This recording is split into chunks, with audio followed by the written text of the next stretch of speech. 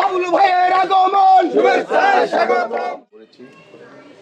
আলম ভাইও আপনাদের এলাকার কৃতি সন্তান, উনিও কোনো ফেলনা মানুষ না। উনি বিগত সময় দুর্দিনে আমাদের জন্য নির্বাচন করেছেন। হ্যাঁ, আমরা দল এমন সময় গেছে তখন এত নির্বাচন করার মতো একটা কঠিন বাস্তবতা ছিল। হ্যাঁ, আল্লাহর রহমতে আমরা একটা ভালো পরিবেশ পাইছি। আমরা অনেক কষ্ট করেছি, অনেক আত্মহতি দিয়েছি, অনেক সংগ্রাম করে একটা পর্যায়ে এসে এইবারে মূলত আসলে 2001 সালের পরে আমাদের এখানে কোনো নির্বাচন করার মতো পরিবেশই ছিল না বাংলাদেশের কোথাও। সেই পরিবেশে উনি নির্বাচন করেছেন। আমরা তার দলের প্রতি অনেক অবদান, আমরা তার প্রতি কৃতজ্ঞ। তিনি বয়সে আমার বড় ভাই। এখানে উপজেলা বিএনপির আহ্বায়ক আছেন, সদস্য সচিব আছেন, আমাদের রব ভাই, আমাদের সদরপুরের কৃতি সন্তান। এটা আসলে এখানে কোনো উঠোন বৈঠক হওয়ার কথা না।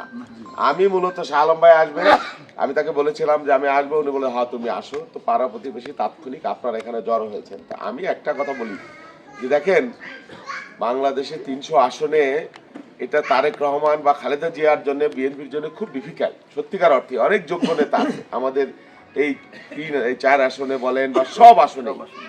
উনি একজনকেই তো আসলে দিতে পারেন, অন্যজনকে ভিন্নভাবে আমার ভারপ্রাপ্ত চেয়ারম্যান বলেছেন যে তারা অন্যভাবে মূল্যায়ন করার সুযোগ থাকবে ইনশাল্লাহ। আমরা যদি ক্ষমতায় যাই, তো আল্লাহ দিলে আমরা ক্ষমতায় যাব, শাহ আলম ভাইকে আমরা অন্য কোন ভাবে সম্মানিত করতে পারে আমি নিজেও ভারপ্রাপ্ত চেয়ারম্যানকে বলবো।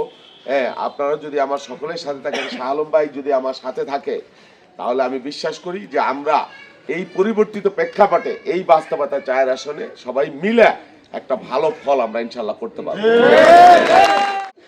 আসন ভাগাভাগি নিয়ে একটা ইয়ে হয়ে গেছে। তো ওই অত ইয়ের কথায় যাবো না। আজকে জাস্ট সৌজন্য সাক্ষাৎ, বাবুল আসছে, এখন আপনাদের সামনে কথা বলবে। আর আপনারা সবাই থাকেন, ওই একটু ইয়ে দেওয়াচ্ছি এখন সবাই। আমরা কিন্তু আমাকে এলাকার বাইরে করে লোক, আমাদের পাশের গ্রামে এই গ্রাম আমাদের 4-4 বেলায় আগে এক সময় আমরা একই ভুক্ত ছিলাম আর কি। আমি জানি এই 7 গ্রামের 7 মাতবাররা সব আমার বাড়িতে বিচার আচার হইতো, আমার কাছারি করে সব হইতো। তার মানে সবাই একটা এরকম ঐক্যবদ্ধ আমাদের সবসময় ছিলাম। ইনশাল্লাহ এবার আশা করি যে আমরা সবাই ঐক্যবদ্ধ আছি, ঐক্যবদ্ধ থাকবো এবং আমরা ধানের শেষের প্রার্থী আমাদের শহীদুল ইসলাম বাবুলকে আমরা বিজয়ী করবো, এই আশাবাদ।